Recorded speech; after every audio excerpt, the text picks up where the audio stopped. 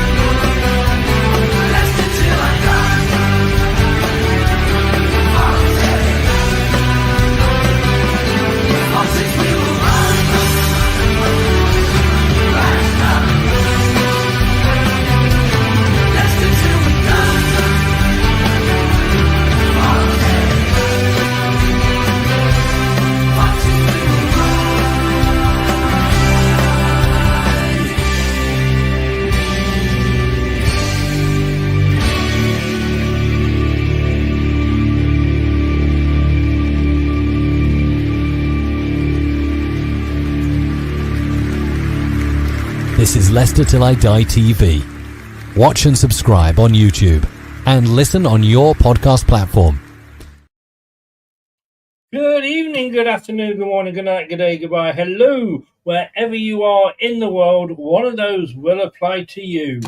This is LTID TV from Leicester Till I Die. Thank you for joining us live on YouTube, if that is how you are watching us. Thank you very much, and get your comments in the chat. They will, once we've got started, come up in the bottom right-hand corner.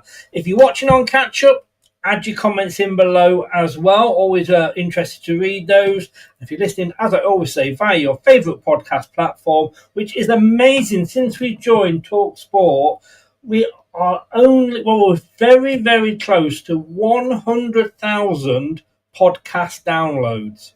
That is absolutely unbelievable. Thank you so, so much. Obviously, you all think we're ugly buggers because you prefer to listen to us. But what can I say?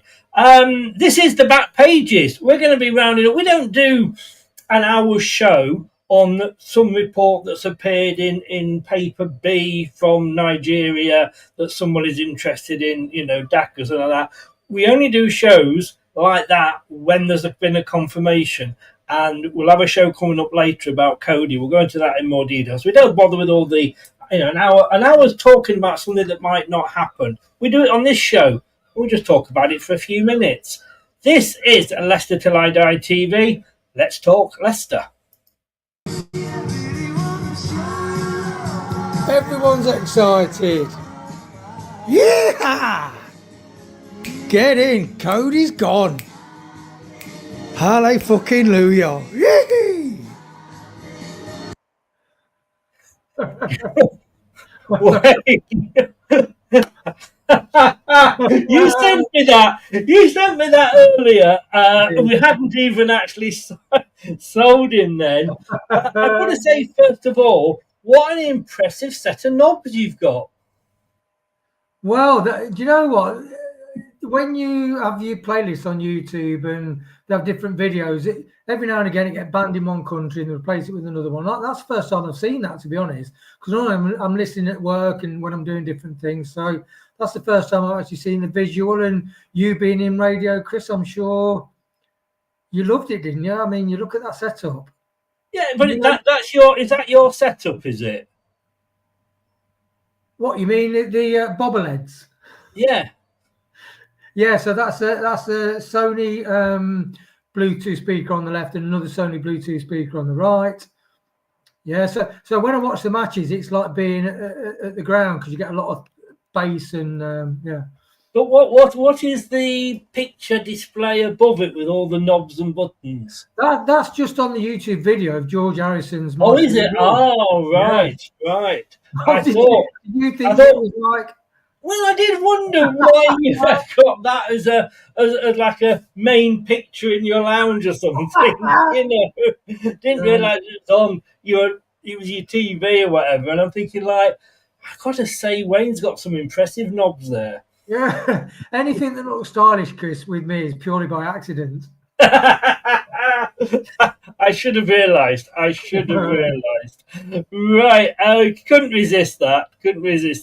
You were so happy, and then I sent you a little message back saying, I think you've celebrated too short. It's not. I've spoken to Rob. Just Rob. Didn't say which Rob. I've got a mate called Rob. Rob Green. He's well known down these parts. And there's been a hold up in his transfer. Talk Sport got involved apparently, and the thing was, you believed it. That was a funny thing. I'm completely gullible, Chris. Yeah. I just wonder. I put a smiley face and everything on it, and I thought you must get this. You must get this. But look, it is good news. Let's get into it. This is the Back Pages, reviewing the week's LCFC news and rumours. It's only one place to start, but I've got to say we're gonna discuss it now. But we're going to do a dive. I'm being joined by Reese Layton. We're going to do a dive into Conor Coady at Leicester City and his move to Wrexham, the money, etc. But he's gone. Reese in on it. Can you get Reese with a few? He knows his stuff, doesn't he, Reese? He does indeed. Whenever he comes onto a show, and it's brilliant to see, and I love him to bits, but he has like 10 pages of notes. And what have you. Right, well, let's jump into it. I've said there, I don't know whether that was a bit over the top when I released the news earlier. He's gone, a done deal. We always say when a player leaves, Wayne, what will their legacy be? I mean, we'll know what sort of things like Jamie Vardy, what his legacy will be, and Maddison and all of that. But will this guy... He'll just be a page in the annals of Leicester's history, if that really, won't he? A couple of lines.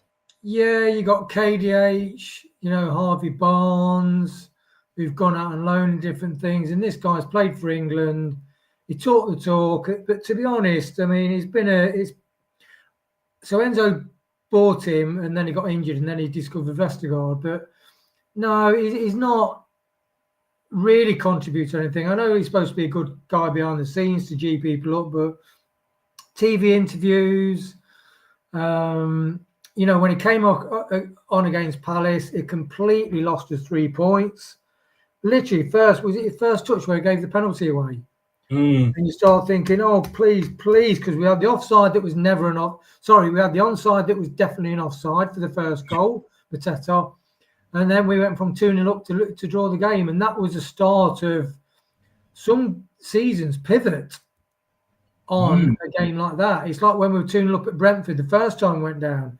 2-0 up at Brentford, the first game at home.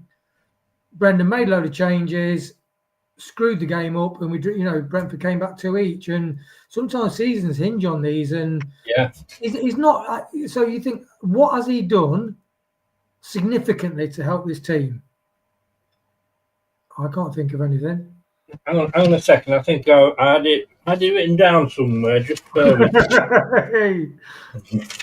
I'll find it. Don't go. I'll find it. Oh, fuck all. I mean, it's interesting to think what would have happened. And this is something I'm actually introducing on Monday night, Talking Balls late night. It's a what if segment. For example, what if Brendan had been given the money for a rebuild, etc. And it always gets and what if that strikes me here is, what if he hadn't got that injury, and because he was going to start, we bought him in, and I've got to say, when we bought him, I thought this is a good deal. Yeah. We don't know exactly how much because it was a joint deal somehow along with, the same time as Winks. But he did get injured. Vestergaard came in, and let's be honest with it, was the redemption player of that season. It was. I do think that Nelson, if he was this age now, could have done that. The trouble is the Championship, it spoils players into thinking they're better than they are, and then they step back in the Premier League. And that is the acid test. And Coady, it's like when Hermanson come back from his injury, and we were saying Stolarczyk's played brilliant. Oh, Mads is back. He clearly wasn't properly mobile, and Stolarczyk should have played. And so he come back too soon. I think Coady came back too soon because he looked rusty as anything, and that is catastrophic. That mistake against Palace, that was catastrophic, not just for him, for our season. Yeah. You leave that game where you get 3 points instead of 1. That's really, that's a big psychological thing. Now, he says here, well, this is what the club site has said. And apparently, I don't think Leicestershire Live have even actually got it up on the news yet. But LCFC says we can confirm a deal has been agreed between Leicester City and fellow Sky Bet Championship side Wrexham AFC for the permanent transfer of Conor Coady, subject to league approval. And guess for them, it kind of makes sense. I mean, it says here for an undisclosed fee, but everybody's talking about 2 million. Yeah. And have Leicester actually done a brilliant move here in saying, well, we wanted, we paid whatever for him less than 2 years ago, but we want him out the club. So let's just take a cut in where, a loss on it, but we'll cut his wages out. Yeah, and isn't that what we've been and the fans have been screaming for? Sometimes you can't ever get return on your money. Sometimes you have to liquidate your assets and get the money in, and that money can be reinvested. It's like Blue Fox Forever said, thank you, Wrexham, because they've took Ward and Coady. So if they Skip, that would be ideal, wouldn't it? Hat-trick, let them go for Skip as well. Yeah, I'm just looking here, actually. I think they've already taken him off, actually. That was quick. I've got the wage bills up here about how much they're on. And Conor Coady. And he was on 75 grand a week. Now, I'm going to say he's been with us 2 years, hasn't he? Yeah. So 75 grand. Get the calculator out. I have it. Yes. Oh, you've got an old school calculator. Not using your phone. I like it, Chris. Oh no! There's certain things I'm old school in a lot of things, and this is one of them. So 75,000 times. You're not spelling boobies, are you? Upside down. You don't know what. That's why I can't use my phone. I've got that on phone. It's 104 weeks, isn't it? Yeah. So he's cost us 7.8 million in 2 years on top of his signing on fee. In fact, I didn't have to do that because they've got it here. He's on 3.9 million a season. Oh, I did have to do it. Had said, though, the reason I got my calculator out, as the Archbishop said to the actress, is he's played 43 times for us over the 2 seasons. So he has cost us £181,395 and 35 pence every game he has played. Thank God we didn't win any because he'd have got a really winning bonus as well. Yeah, and that's for giving away penalties. Yeah. Being slow at the back, not being an ex-England player, not reading situations and organising from the back. Yeah, definitely. That is woeful. Yeah, it is, 100%. It says here, an experienced and respected figure within the dressing room. Yeah, really. I mean, I know I think you were on the same show with Craig the other day, and he was a big fan of Coady, wasn't it? Out of the 3, him, Faze, and Vestergaard, Coady was the one he wanted to keep. Yeah, wasn't that fast though for his speed? Wasn't that fast for his speed? It might well have been, actually. I think it was, Chris. Yeah, I mean, I do think it's like worst of a bad bunch, isn't it? It is. So we do need someone experienced in the back line, experienced in the midfield, and experienced up front. We've got AU. We've got, if Ndidi stays, we've got Ndidi.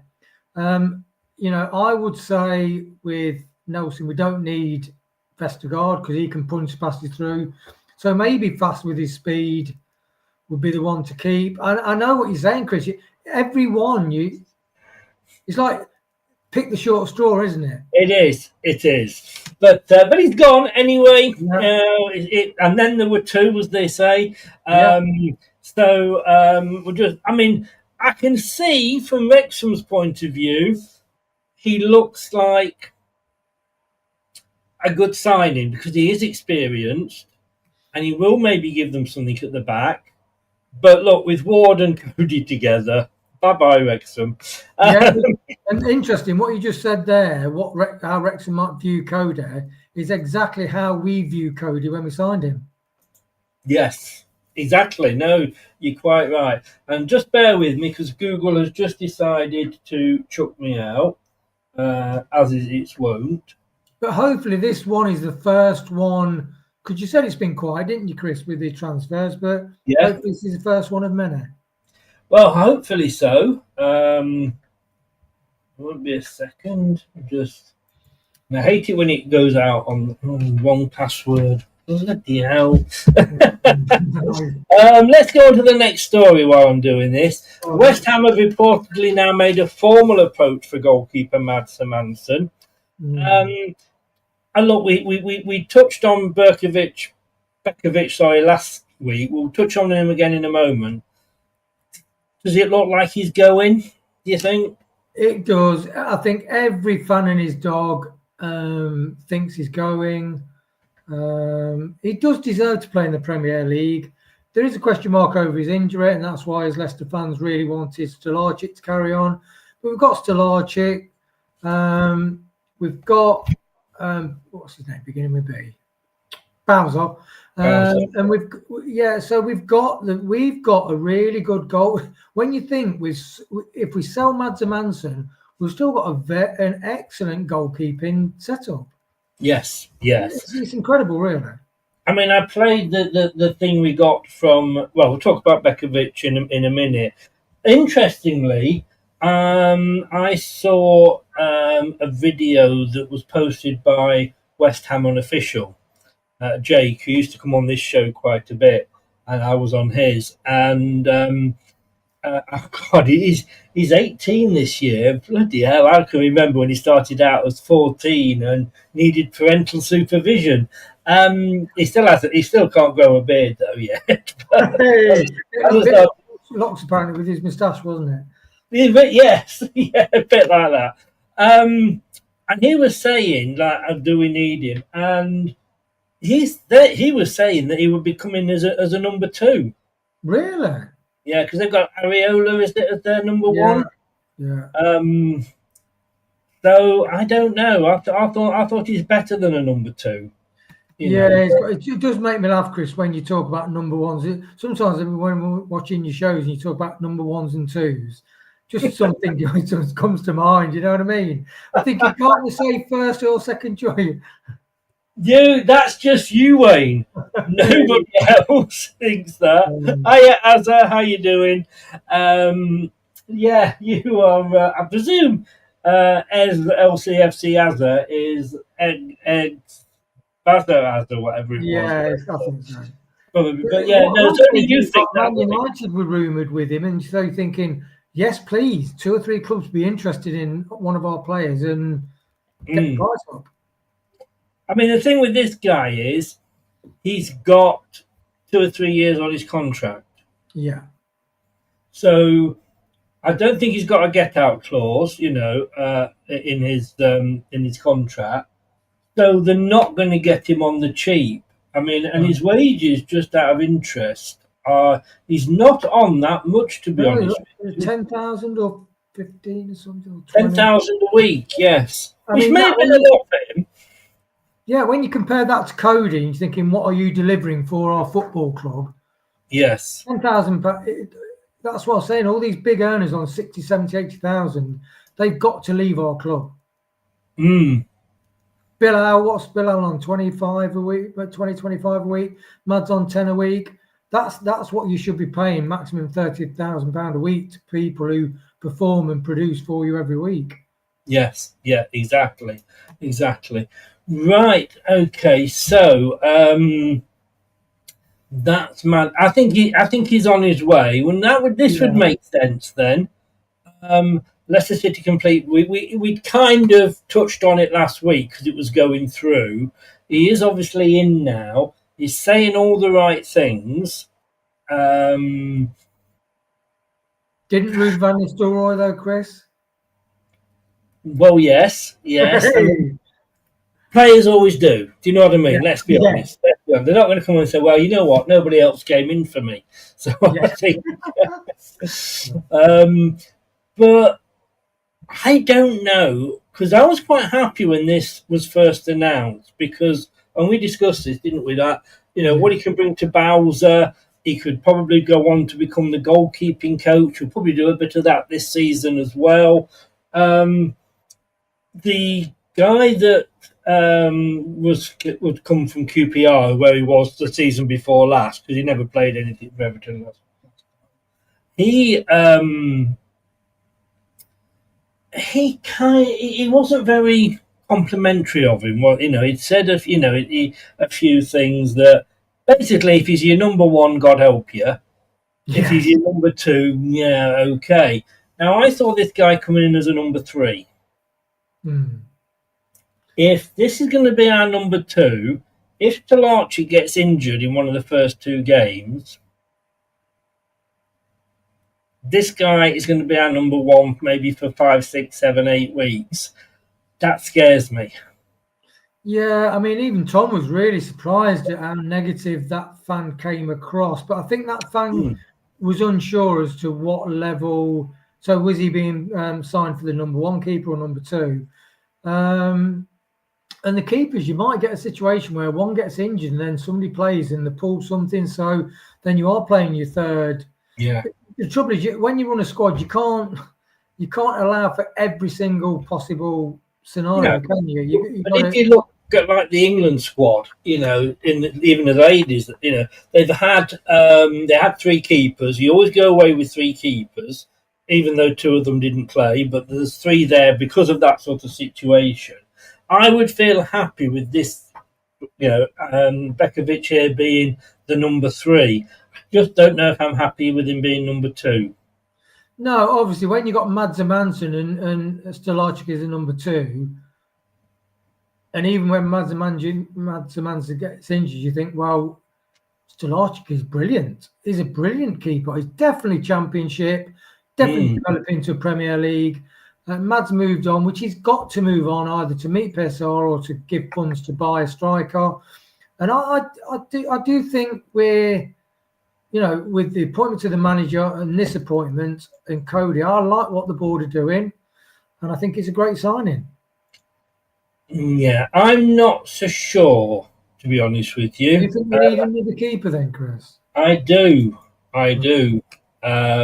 I'll add another one on, then it's an ABBA song. I do. But I just don't. That's what the fan said, isn't it, about his shot stopping? Yes, exactly. You were pointing in the wrong direction, but I knew where you meant, by the way. But on your screen, it might be on that side. But yeah, I just, like I say, if we let Mads go, with then, like I say, and then Stalacic gets a long-term injury, do we want this guy as? And I might be doing him an injustice, but if we could have him in for 6 months, something like that, and then Bowser is your backup keeper, hasn't done anything wrong by any stretch of the imagination. I don't know if he's ready, or he would be ready for regular football in the Championship. So. Yes, I'm not. If you had like 2 keepers in our matchday squad, would you rather have Begovic or Bowser or somebody else, really? No, if that's the way it is, then I would obviously, he's there as a backup. And like I say, coming in for a game here or a game there, I get it. I just don't know whether I would want him in between the sticks for a long season, a long skin. And that's what can happen. It's very physical. There's no VAR in this division. It could be an injury to Stalacic, and then we've got to rely on this guy. I'd say 1 or 2 games. Yeah, I wouldn't worry about it. But no, long term, I'm not sure. Right. Let's have a look at this then. Bilal El Khanous, who has been linked with virtually everybody but his dog, and Wilfred Ndidi, wanted by Al Hilal in Saudi Arabia. I mean, I got to say, I can understand Ndidi because he's coming towards the end of his career. El Canoes, I can't. I mean, if you are, do you remember years ago when we first had the American Soccer League was formed, and they had all the stars there. They had, Pele, they had Beckenbauer, Rodney Marsh, even Alan Birchinall. Mandrich owned one of the teams where Birch was playing. But it was all players going over at their end of the career. Even David Beckham, he would not have considered LA Galaxy earlier on in his career because I don't think it was a good enough level. But at his age, and I think that's the same with Saudi. Saudi Arabia are throwing money at this. I saw a very interesting documentary a few months ago about Saudi Arabia and why they are getting so heavy into sport because, they do a lot of the boxing as well. They host a lot of the boxing. And it's basically to get Western approval, and what have you. So, okay, I get that. I get them. Look, they can afford to pay absolutely ridiculous amounts, but if you're young, you're not going to go there, are you? No, it seems daft, and that's the right fit. It's like Prashant saying about Mads going to Man United will be a better fit because Onana's been an absolute. My brother had him in his fantasy football team, and he started off with a few good games, and then my brother didn't get round to change him, and it just plummeted him down the league. It was gutted. So yeah, you've got to go to the right club, and at that age to go for the money. Well, look at what Henderson did. How did that work out for Henderson? Yeah, I'm not being like was it Kieran Maguire or Rob Tanner said, look, these footballers, they're multimillionaires. Yeah. They're not worried about earning £20,000 a week less.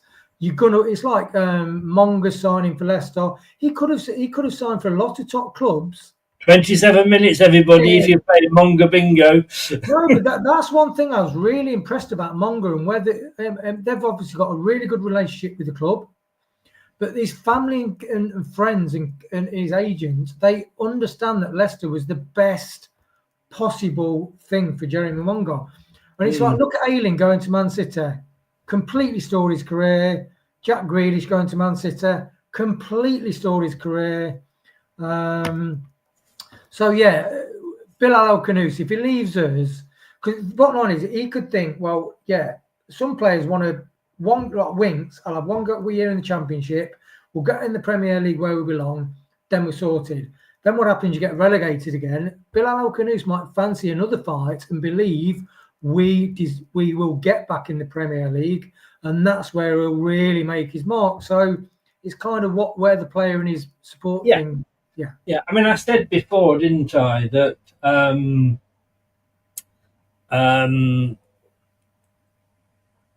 he could have the pick of his teams. He's not yet ready, I don't think, for the Premier League, but, as the West Ham fan said to me, why not buy him now when he's 20 million rather than let you guys develop him into a star and then we've got to pay 50, 60 million for him?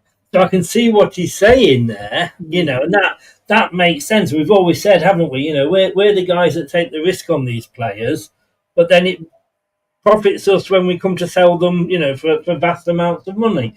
So I can see that. I mean, Leeds, again, I saw a thing on the other day. Burnley favourites to get relegated. Sunderland second favourites, Leeds third favourites. All of those three were odds on to get relegated. After that, it came the opposite. So, is it a short-term move? Yes, he'll get another season in the Premier League. I mean, I happen to think probably Leeds will possibly stay up, but chances are, on current history, that they will probably come back straight back down. So, is it the right club for him, do you think? No, basically, if you sign for a promoted team, you're really, really gambling. It's a real big gamble. And one thing Kate said, I think, that the fact that Bilal El-Khanousi is not, he had some brilliant games, but consistently, even though, sometimes when you're playing a struggle side, you do can look quite shit. because you've not got players around you to play football with. But he isn't really proven in the Premier League, is there? So No. I'm hoping that he wants to come down like Fatu did. I mean, Fatu, yeah, let's go for it. And Fatu's ready. So if he's buying into, you know what, I didn't really think Leicester would go down, but we did. I see why we're going down, but the new manager, he plays the sort of football that I want to play. I'm excited by the new manager. Like Enzo, didn't he? Loads of players were going to leave, but Enzo came and they decided to stay because they loved Enzo's way. So I think our new manager will excite a lot of players, and Bilal might be one of them. You know, whether we've got to sell him is another matter. He's on 35 grand, and he is, along with Mads, probably our most joint sellable asset. So, you know, whilst none of us want him to go, I think most of us would understand if he did. Yeah, I mean, it'd be interesting do we need 50 million to do the final bit of balance in the books, or do we need 40 million or 30 million? Well, it's got apparently, although you believe it or you believe it not, about this release clause he's got. You know, some are saying he has, some are saying he hasn't. Yeah, 25, 26 million. If someone's agreed to that, they want well, again, it's one of those positions, though, isn't it? It's where you go, the guy wants to come, but you are a newly promoted side. This, you know, his agent could be saying this. So, you know, we're a bit worried that you might go straight back down again. We will join you, but you've got to agree to a 25 million buyout clause. You've then got to turn around and say, well, we don't agree to that, and lose the player who, let's be honest with you, and it wasn't difficult to be one of our best players last season, was it? So, I'm just, yes, yeah. It's like Prashant said. Do you think we need to keep players? I would love to keep Bilal. I think. Would you like to keep Bilal, Chris, if we could afford to? I think I would very much. I would be surprised if there's one Leicester fan out there that doesn't want to keep the guy. Yeah. I think he would rip. Can you imagine him, and then either your favourite Monga, Fatawu, Makatir, Mavadidi, you know, those three of those. I mean, that'd just be so exciting to watch. And Daka up front, who's been doing overhead kicks and everything. Have you seen the videos of his goals in training? Wow. No, I haven't, because it makes me cry. But, you know, and we'll come on to Daka in a bit, actually. But, you know, I understand if we sell him. It's a bit like, you know, Sean Dyche coming in as manager. I wouldn't want him, but I would understand if we did. I know I don't want this guy to go, but I'd understand it. And again, it's with Ndidi. Do I want Ndidi to go? Indeed, I don't. You know, if you've got Winks, you've got Skip, you've got Samara, and you've got Ndidi. If I had to save any of those, I'd keep Ndidi and sell the other three. 100%, Chris. Give me a high five there. Come on. Yeah. So, there you go. But unfortunately, he's the one whose career's only got a year left on it. His contract's only got a year left on it. And he isn't the Ndidi of years ago. We know that, but he's still better than those other three put together. Anyway, let's have a look what's coming up next. Here we go. Leeds United have also shown interest in James Justin. Now, this started... let me just have a look where on Team Talk. Do you remember Team Talk from years ago? It used to be the big thing, didn't it? I'm not listening to any of this, Chris. I'm not listening to a single word. I want to hear about JJ leaving. Oh, God. I'm going to take you back, like I say, Team Talk. You remember that when you were younger. That was like the Fabrizio Romano of its day, wasn't it? In fact, until I saw this, I didn't even think it was still going. It's interesting to say Leeds have serious interest in Leicester star to replace signing Farke doesn't trust. Leeds United are pushing hard to make Leicester star James Justin summer signing number 8, at Ellen Road, as a replacement for the departing Isaac Schmidt, and amid new details of his exit, while the Whites have learned a 2024 target can join this summer. I don't know. It looks like Koulibaly could be on the way out. Things are coming back up that, we've not played him, he's not happy, and I totally 100% get that.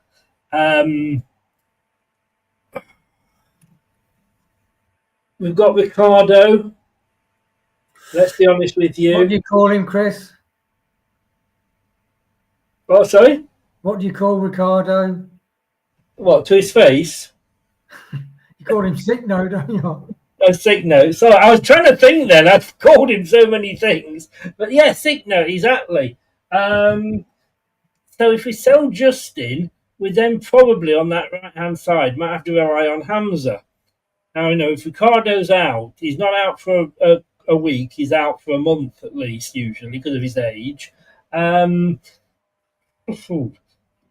We're all right on the left if you've got the old Thomas or Christian argument, I guess. You've also got a Luco there. Again, we might have somebody in the youngsters waiting to come through. I don't want to lose this guy. No, I love JJ. I know Kate has a lot of affection for JJ. I just thought under Cooper he was asked to do 2 jobs in one go. Fans were slagging him off when he was on the right wing, Faye should have come across and covered him, which is what all intelligent footballs do. Whether you play pot football, Faz couldn't do it. He positionally unaware, and then people got on JJ, and I don't think that's fair because under Enzo, even JJ used to run up the left wing, get to the edge of the box, and then turn all the way back because Enzo's system demanded he did that. Yeah. Whereas under Marte, JJ is breaking forward and having shots. Indeed, he's breaking forward and having shots. Luke Thomas is high pressing and everybody swapping around. So I think the athleticism of JJ and his versatility, because he could play in central midfield because he's got some great shots for him. Yeah. I think this season, I think he will have a real renaissance if he stays. And like the same thing with El Canoes, what's the point of JJ signing for Leeds United? Because you've got to say, like you said, what are the chances of these clubs going down? Yeah. Virtually nailed on, aren't they? Yeah.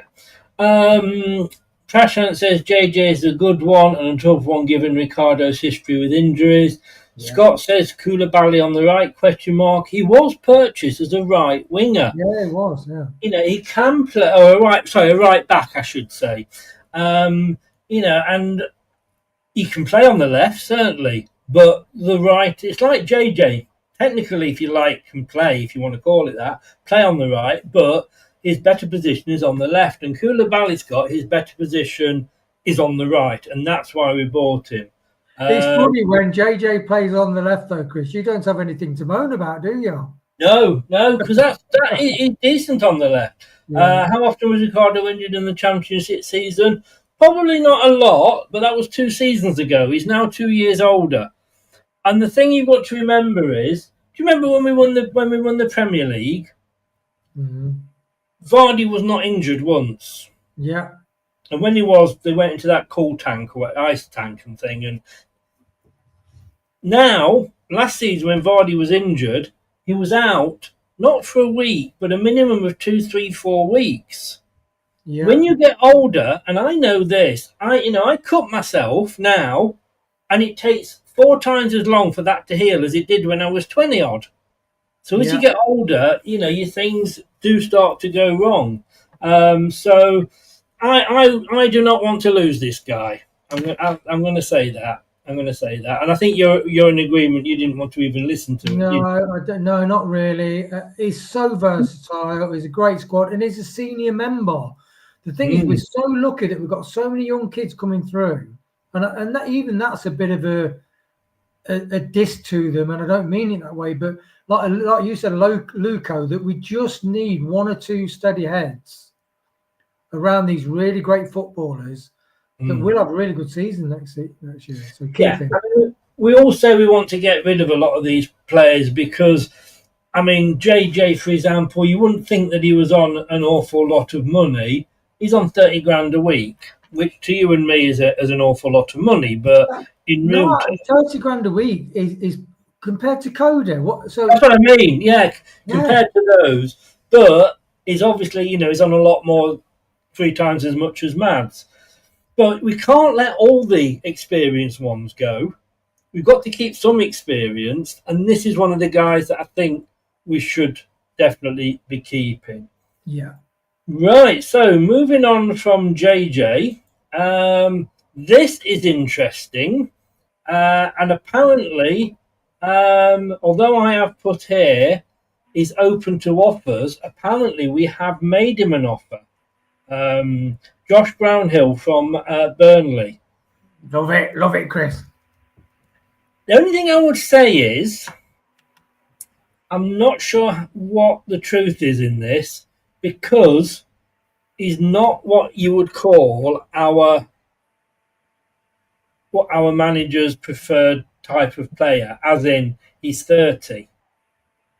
Now, yeah, go on, we was, go back 12 months and we've just signed Ayew, we just signed Dakova Reed, all these old players, and here's a 30-something coming in, and we're going, yeah, let's get him in. How things change.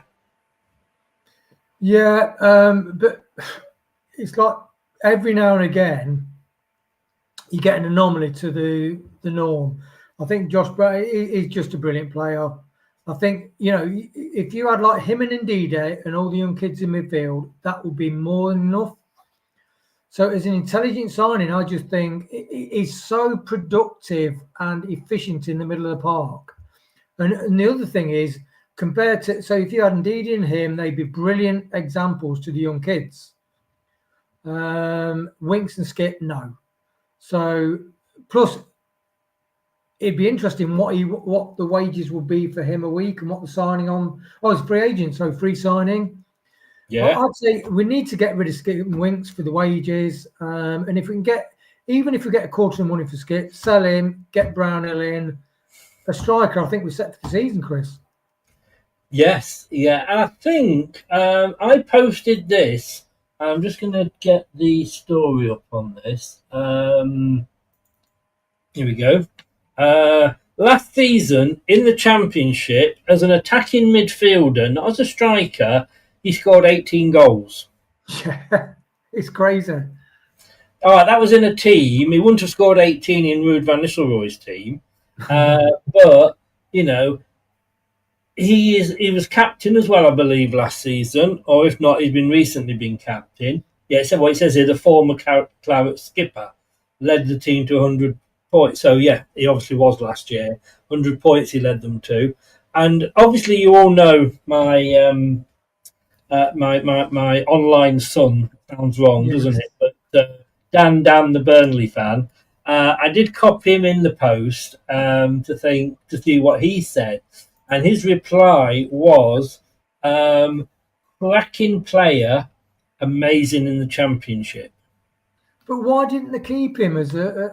So is he not? Does he want to be number one in that position? In the same, like we're signing other players. I can't quite understand why they've got. Well, he's 29. He turns 30 in December, and he says, and he's seeking a new challenge at this stage in his career. While he is yet to commit to a new club for 25-26, 442 understands a lengthy contract has been late tabled by Championship title hopefuls Leicester City. The attacking midfielder was one of the division's best and most consistent performers last season, narrowly missing out on the Golden Boot award to Leeds United's Joel Pirou. An attacking midfielder that only just missed out on the Golden Boot award. Bloody hell. Yeah. Maybe he's had again, it's one of these. I do get worried when I read that we've offered him a lengthy contract, because that's kind of what we did with Dakova Reed. And Ayew came to us because he was only being offered a year by Palace, and we offered him 2. But he's 29 now. He's not 30 till December, so he's still a 20-year-old, if you like. No, he's still in his 20s, Chris. Still in his 20s, exactly. Maybe he's gone to Burnley, and Scott Parker's said, "Look, mate, your contract's up. I'll give you a year." And maybe he said, "Look, Gaffer, I need security. Yeah. I want longer than a year." Or maybe Parker said to him, "Look, you'll still be part of my squad, but we're now in the Premier League. I can't offer you a start every season." Yeah, that makes perfect sense, Chris. And you can understand it from his viewpoint, where he's thinking, you know what, I could, because it's like Vardy, isn't it? Vardy's had probably 1 or 2 offers, chats that led nowhere, and you've got to make up your mind because these are important career moves, really, especially for Brownhill, who this could be as long. The only thing that worried me about this rumour was the fact that it offered a longer contract, and then the internet rumours start and people saying, "Oh my God, 4 years? Are Leicester offering him 4 years?" Which is a concern. But I do think he's a very different to your Winks and Skip, even because he's a very physical player. He's a very mobile player. You can't score that many goals from a midfield position if you are not athletic. You've got to be athletic, and he's a super fit guy. He really does look after himself. So, whereas Winks was chasing shadows against FC Cone, someone like Brownhill in that game would have maybe helped Leicester regain control in midfield. But just with regard to Scott, definitely not Samare Scott. Indeed, yes, Samare. I think as a LTID TV, is it a blanket no, Chris, for Samare? For Samare, definitely. Yeah, so he got his age, which is my big thing. We want to get rid of all the aged big player contracts. It depends what if they're offering him like 60 grand a week on a 4-year contract, then I'd say that's they've got to. That's not good. That's too much. I mean, if we do offer him, let's say 30 grand a week, right? Think we're not paying out any transfer fee. It doesn't affect our PSR. As Armchair Jockey said, no sell-on value. We will never sell him. We will never learn. Sorry, no sell-on value. Yes, but at this age, like I say, with all these youngsters coming through, they've got to learn from people. Do you want these players learning from Winks and Skip and what have you? I mean, Skip is only 24, for God's sake. He could probably learn off this guy, I would want to know how long the contract's for and how much he's on before. But as a signing, if it's a 2-year contract, a year to maybe get us up. But let's be honest with you, we have to accept we may not go up this season. We have to accept that. So we could have 2 years down here. 2 years, he may be. Look, if we'd signed Jamie Vardy when he was 26, what would people have said? Oh, maybe he's past it or whatever. Sorry, no, let me change that. Sorry, no. If we'd signed Jamie Vardy when he was 31, right? He'd have gone, he's a bit old for a striker, isn't he? So, yeah, it's always a gamble. But Burnley offer 40,000 a week. I don't know. We'll wait and see what will happen. I'm a little bit worried. I do think Prashant's got the tissues out here. What's he get? Oh, here we go. Chloe Kelly. Hey.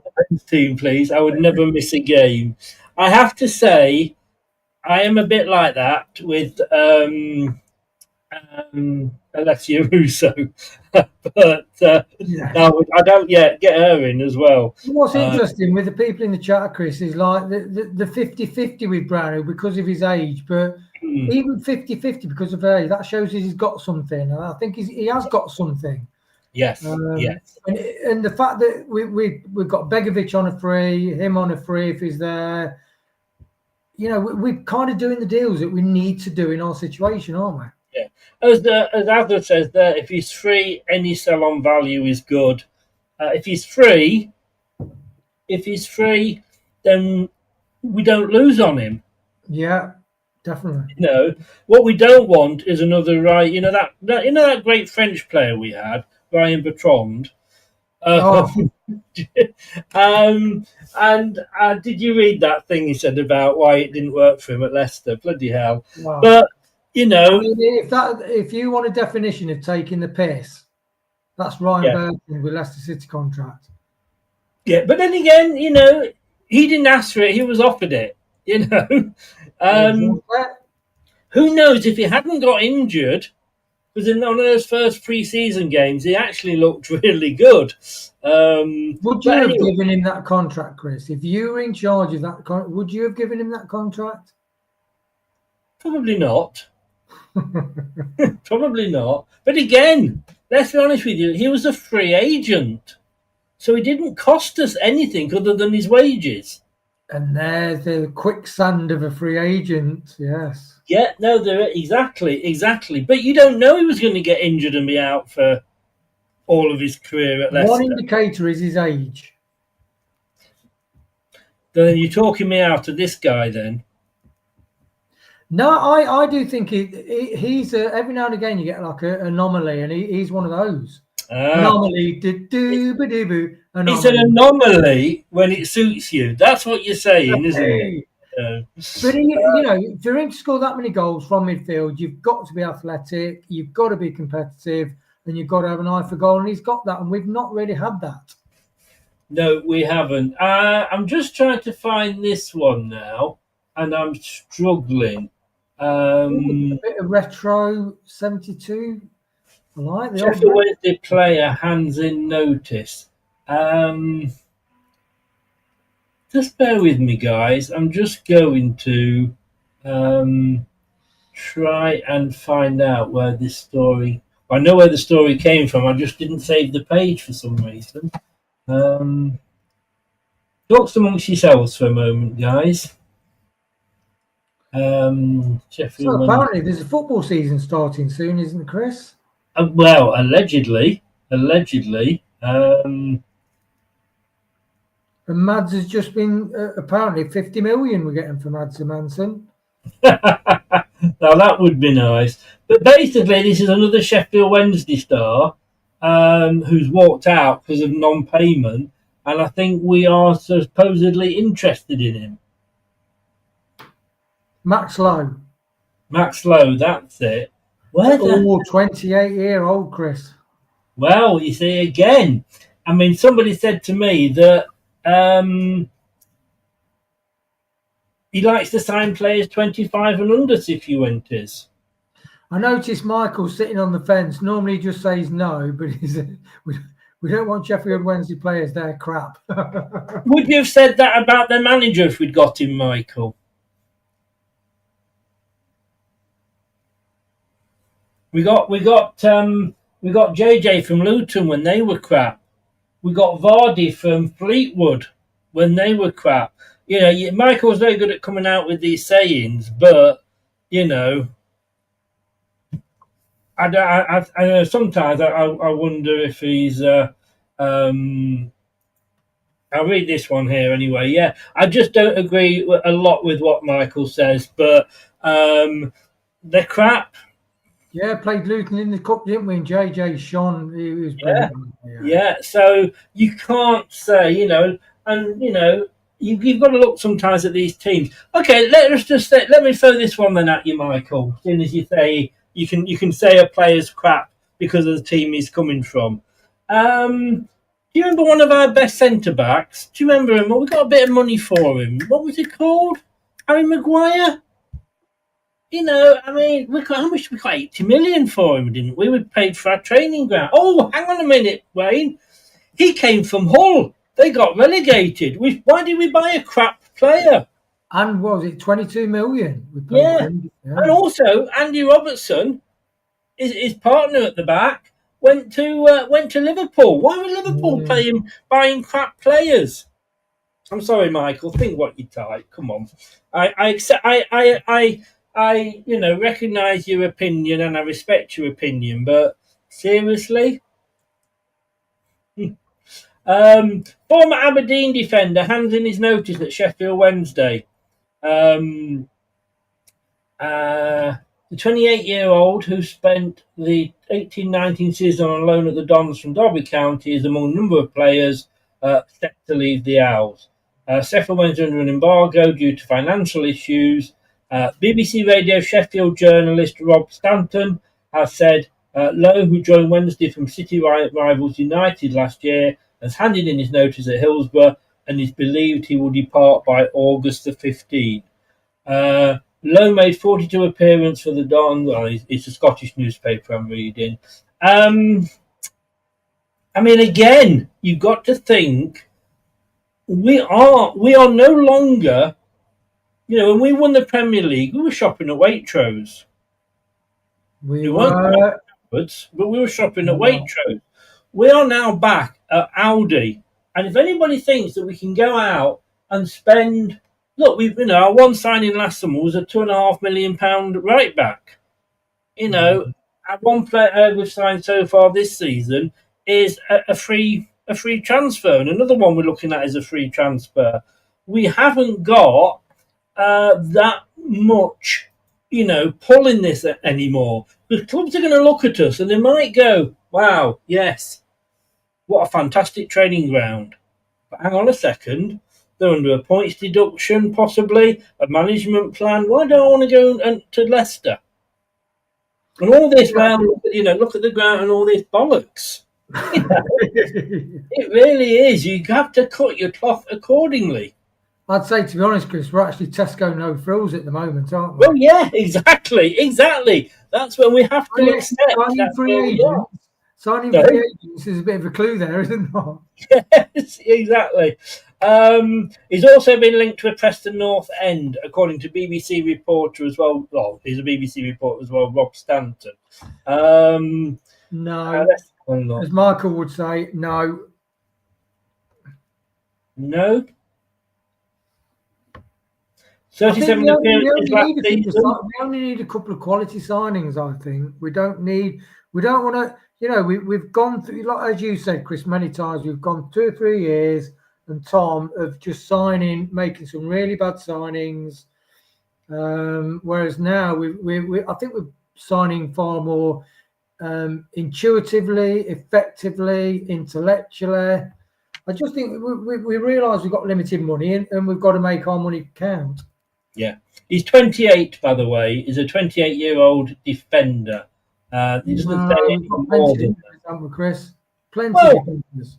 Yeah, I would have thought. And look, a lot of these, and this is why I don't give a whole show to this sort of rumour, because it's agent talk, isn't it? But look, he's there. I tell you, I've got a brilliant idea. Let's get rid of Coady and Vestergaard and bring in a 28-year-old defender.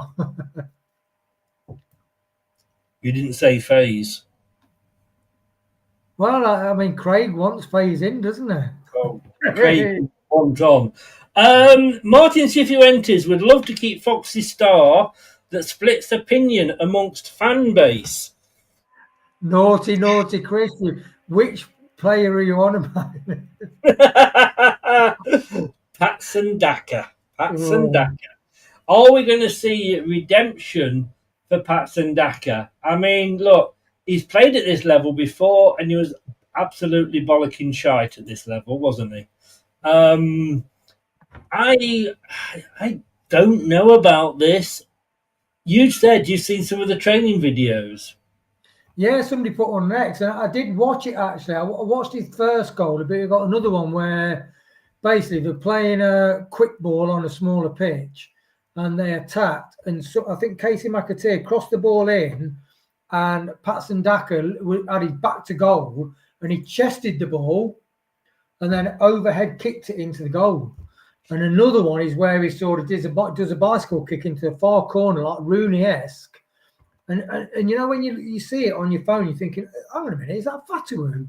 And then you zoom in a bit, you think, it's Daka. And then the other one, think, is that Mavididi or Fatawu? No, it's Daka. You're thinking, hey, up. You and me know, though, we both read a piece, and we will probably be doing a show on it, about under our last manager, how well things would look on the training pitch and how different it would look, when it came to sort of playing. Look, when he took that second goal in the pre-season game, that was him at his best, I think, running onto a pass and just first time touch, slotting it away. Somebody said on one of the social media accounts, I can't remember if it was X or Twitter, X or Facebook, maybe now Vardy's gone and he hasn't got that, thing hanging over him that, oh my God, if I get this wrong, Jamie Vardy, and the fans will crucify me because they love Jamie Vardy and they hate. Maybe now that's gone. That's a big weight off his shoulders and he can just be himself. I think that's spot on, Chris. I think I said that actually because, the bottom line is it's like Iheanacho, he did really well in the Cup, got us really far in the Cup. Then Vardy came in, he's on the back seat again, and that's got to dent your confidence. And definitely Daka, like you said, he looks like sometimes in last season, looked like he's got the weight of the world on his shoulder, even in the Championship. So it's funny how striking's a confidence thing. Like a lot of sport is down to confidence and your mental attitude. And to be honest, when you saw the goals, and then you realise it was Daka, you're like, oh my God. And at one stage, like with Samare, he was touted by all the top clubs when Ruud van Nistelrooy wanted to sign him for PSV. And because everybody knows all the stats of the young kids, they're all online. And he was like Samare, one of the world's up and coming in his position.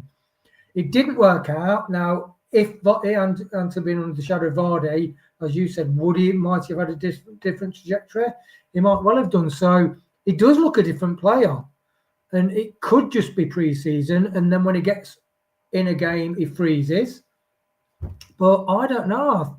I wanted him to go because I think like Samare, Daka and other people, if you get 3 years at a club and you don't prove yourself, you need to move on for yourself from the club. But Marty... love him, and the way he's playing in pre-season, and also when they do a bit of the keep ball as well. I watched him when he does keep ball with Alves and a lot of technical players, and he can keep the ball as well.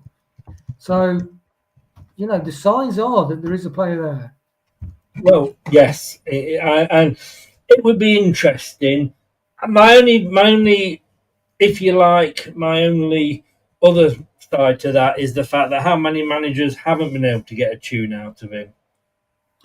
Yeah, that's true, Chris. Because it's like anything. It's like what's the track record, isn't it? That's the thing in somewhere. As Blue Fox said there, if he gets the support of MC, maybe his confidence will improve. I mean, Ruud van Nistelrooy came in and went, "Great, this is the player I wanted at PSV. I can work with this guy." Never played him hardly, Exactly. So. Yeah, and one thing I like about Marty is when you see him in training, he's shouting, yes, go, yeah, go on, go again. And he's such an encouraging manager. And that sort of thing is really infectious for people. So you want somebody to believe in you. It's like anything. If you've got kids and they make a mistake, do you jump down the throats or do you say, well, look, keep going, keep trying. You celebrate somebody trying. I think Daka's has always had the right attitude, but he's maybe never got the... Like Iheanacho, what would Iheanacho's career been like if he'd have got more of a chance? Yeah, exactly. I think I wanted him to go before this season, but I think now, I'd like to see him give him one more season. Yeah. Well, looks like we might be getting the chance. He is the only out-and-out striker that we have. Sheffield Wednesday. Everything we say about our club, fucking hell, we've got it easy compared to Sheffield Wednesday. Morecambe as well, Chris. Morecambe as well. And Morecambe, yeah. I mean, people are having a go at top. I don't think we would ever be under that sort of position as Morecambe and Sheffield Wednesday under top. I don't think he would allow that to happen. No. However, look, we know that he's going through a tough period, but those two clubs have got it bad. I feel sorry for Morecambe because, let's be honest with you, they're a smaller club, a bit like a Bury, and, they need that support. I mean, Scarborough went bump not so long ago from that sort of level. But Sheffield Wednesday, a club the size of Sheffield Wednesday, their history, their ground, which, you know, we won our first major trophy in 2,000 years at Hillsborough, didn't we? Giants of the North, semi-finals of FA Cups used to be played there, didn't Yes, they did, yes. And to see that they're in this sort of position. Now, look, I mean, you know, somebody said to me, or I think I said to somebody actually, it reminds me a little bit of Mike Ashley at Newcastle. Oh, I want to sell. Well, I'll buy it off you. Well, you're not giving me enough. Well, that's more than enough. No. Go away. Goodbye. I want to sell. Oh, I'll buy it. No, I haven't got enough. You know what I mean? It's that. Yeah, And it reminds me, but Mike Ashley would never have let Newcastle get into this position. The thing that yes, he had a lot of faults, I'm sure. Faults that we don't know because we're not Newcastle fans. But he left them, when he sold them, he left them in a totally financial good place. There was no worry about PSR. They were a profitable company. Like it or love it, Newcastle fans, when he left you, you were financially sound. Yeah. To cancel a game, a pre-season friendly, because of non-payment of wages, it has also putting into doubt. I mean, that is one thing. You've then got to think that their first game is against us the next week. That is in danger, apparently. Yeah, I'm gutted for Jim, innit? Because Jim's over from America. We've got tickets to go down and watch the match. It's such a Well, some fans come over for a couple of weeks to watch a couple of matches. I do feel gutted if that's the case for Jim. But doesn't this make a mockery of the financial fair play? I mean, what is financial fair play for? It's to stop this sort of thing. No, 100%, 100%. And of course, they can only use three sides of the stand now.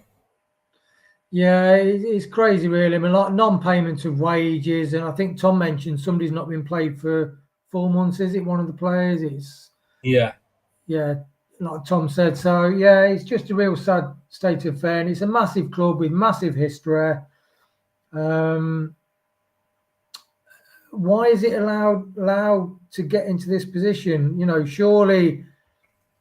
You know, it's like you said about sort of the insurance for holiday travel firms. You know, It's not rocket science. They could sort something out better, and this sort of thing just shouldn't even be allowed to happen.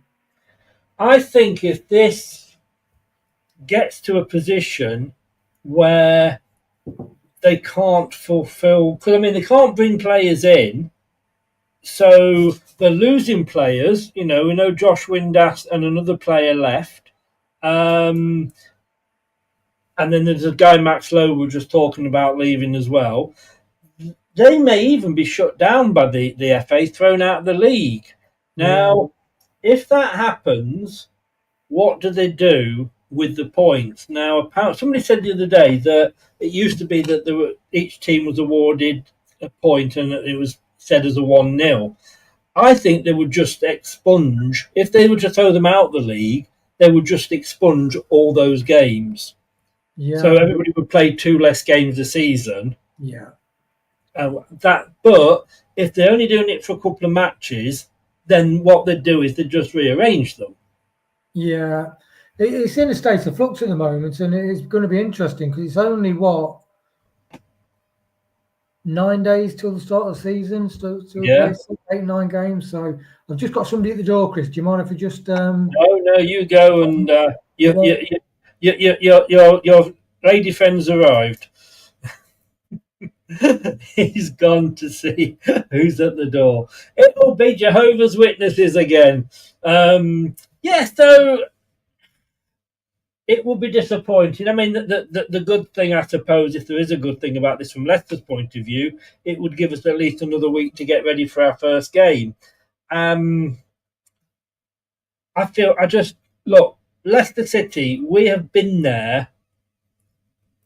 I bet they would, Michael, 100%.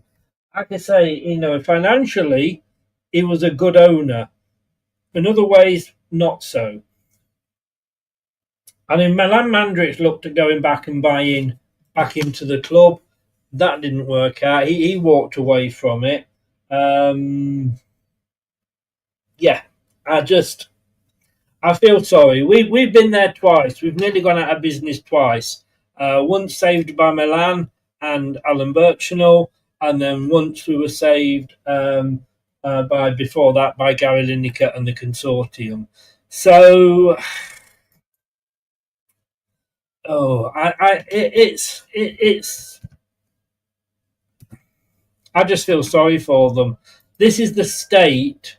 This is the state that football is now in.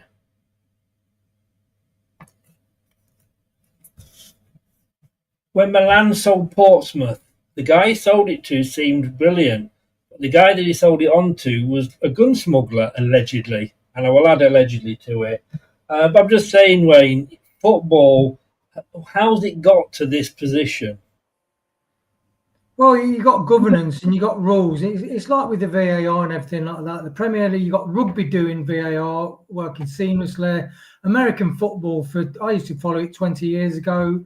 VAR has always been, replays always been spot on. Great refereeing, and the Premier League seems to just want to do things its own way. And like you said with the travel firms, Chris, they all pay into a pot. That's your backup. So if any firm goes bust, why don't the Premier? It's such a simple thing. So all this PSR, and then you got situations where Chelsea get away with a load of crap, and other teams. Man City is still pending the court case decision, and you got clubs going out of business and not. If you're in a business and you're not paying wages, that's serious. That is serious contractual stuff, isn't it? Yeah, definitely. It's broken. I even saw a tweet from Kieran Maguire about different things, and he says it's completely lopsided to just stop anybody breaking into top six, because obviously he's a fan of Brighton. Yes. Brighton's been mid-table, and they definitely last season they wanted to break into Europe, but it's like all you teams. Forest are in there now. Speaking to a Forest fan, he expects Forest next season will finish 10th. Because you might have one little stab at Europe, and that's all you're allowed, and then you get back in your place. Yeah, cheers, Prasan. Yeah, no, you're quite right. We know he talks a lot of sense. Well, we'll wait and see. That's an unfolding story that will run for at least another week. Please pray for Jim that we play that Sheffield Wednesday game. It's his fault for coming over. Leicester City, Fiorentina, final pre-season game. I got my dates mixed up. I thought it was tomorrow. It's Sunday. What sort of team do you think he should put out, Wayne? Interesting. Begovic between the sticks? I mean, the thing is that the bottom line is he's got a real tough job on his hands, Cifuentes, because the squad obviously going to be reeling from Coady not being in the squad. I mean, they lost a real important leader in Conor Coady, so I think the team's going to be reeling from all that. So, he's got a big job on their hands, Chris, hasn't he? Or will they all be going, yeah? I was going to say, how serious am I supposed to take this? I would like to see the team that he's going to start with. You've got to be, because he reckoned after the cone, although we got defeated in the last game, he says it's becoming quite clear the 11 that I think will start, and he's up to everybody to fight for that if they want to be in the 11. So he will know. He's seen a few games now. He's obviously had Kingy reporting to him. It's really interesting.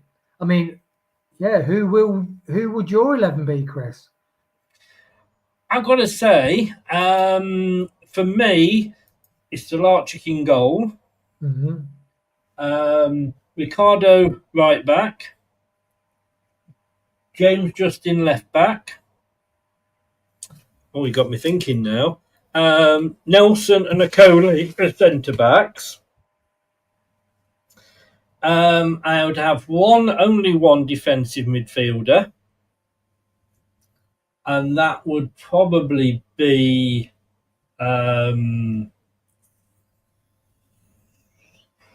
A good question. Oh, I mean that. Chris, Sorry? kick Scott out for saying that. That's a lifetime ban, Scott. I'd have one of the youngsters. I'd probably have. I got to. I'm gonna be a bit controversial. I'm gonna have Hamza there. Oh yeah, that's real left field, Chris. Well, he's a defensive player, and if you've only got one defensive midfielder, that person's job is to help the defence out. Yeah, and to be honest, Sheffield United played him as a right back, but also he inverted. Sometimes he played midfield, but then did the inverting. So yeah. Yeah, I would then. Now this depends on who's coming, who's going. Yeah. I'd have Fatawu on one side, on the right. I'd have McAteer on the left. Watch for the smile, everybody. Monga in the middle. And Alves. Alves up front. Sorry? Alves up front. No. It's four. It's a 4-1-4-1. Yeah. And then AU up front. But I'd also put it in a position where Monga and Alves can go forward and help AU out. But I never got this. Why do we have to have two central defensive midfielders? Complete waste, Chris, especially in the Championship. The Premier League is different to the Championship. The Championship, we need to get forward as fast as. That's why I like Cifuentes. That feature where Dominic Wells says mid four, press out, get the ball back on the wings, attack them as quickly as possible down the wings. It's exciting, Chris. We've got Richies around every position. Who'd have thought after the dejection of Ruud van Nistelrooy's last term that we'd be approaching the season excited with loads of cover through every position. All the City grade kids coming through, feeling quite happy that a lot of the older players move on. But I think what you said about Ayew up front, Chris, is spot on. Not on the wing, definitely up front. So what would yours be? Yes, Delarchik, I'd say Justin and Aluko. Yeah. Either side. I'd say Nelson with... Hang on. You're putting James on the right? No, sorry, James on the left. And Aluko on the right? Aluko on the right. Okay. I think Aluko originally plays on the right. Nelson in the middle. I would say... it's a bit risky. Koulibaly, if he stays. And as a central defender? Yeah. Okay, different. And because he's quick. I don't think we'll be doing a lot of defending this season, Chris, to be honest. And then I would have Fatawu, McAteer, Monga in the middle, Alves in the middle, and Ayew up front. Yeah, quite similar, really, Chris. So you've gone for the same formation then as I've gone, 4-1-4-1. Yeah, to be honest, sometimes the formations you can play three at the back and have those sort of things. And that's one thing about Marty Cifuentes. Although you got Enzo playing the Pep way, and people say Marty does, he doesn't. He plays a more dynamic, fluid style. Like he said, that Dominic Wells, he says sometimes Luke Thomas was doing the mid press from the mid block, and then he was being covered in defence. Sometimes Luke Thomas was part of the high press. Yes. Yeah. So is getting people, if they break forward, it's okay to do it. But then people, and that's what you get. The best and team. Ricardo's the right back for me, can come into that inverted role if he's needed. When he came back last season, I love Ricardo. I think he's one of the technically best players in the side. But he came back last season, he got injured straight away, virtually, didn't he? Yeah. Blue Fox has said, interesting, Chris. I'd probably be okay with that selection. That hopes it's not Scott's team. Michael says we definitely don't want Faze. So if Wayne's expecting little defending, does that mean he's expecting us to concede a lot? I think it's Okoli and Nelson at left back. Those are my choices. Yeah. Right. We've got another show coming up at 9, so I'm going to sort of tap it on the head here a little bit. Can you just stay online for me for a second, Wayne? Yep, sure, mate. At the end. But thanks very much, everybody. See you at 9. We're going to be talking bye-bye Connor Coady. Thank you for watching. Thank you. If you are watching, remember, subscribe, like, share, click the notification bell, do all that, what it says down there, basically. If you're watching on catch-up, add your comments in below, and you can subscribe as well. And if you're listening via your favourite podcast platform, thank you very much. Wayne, as always, sir, you're a gentleman. Thank you very much. I'll see you later, guys. Take care. Thanks for watching. These videos are tremendous. You better like them too, or I'll be back. This podcast is proud to be part of the TalkSport Fan Network. TalkSport. Powered by fans. That will conclude this evening's entertainment.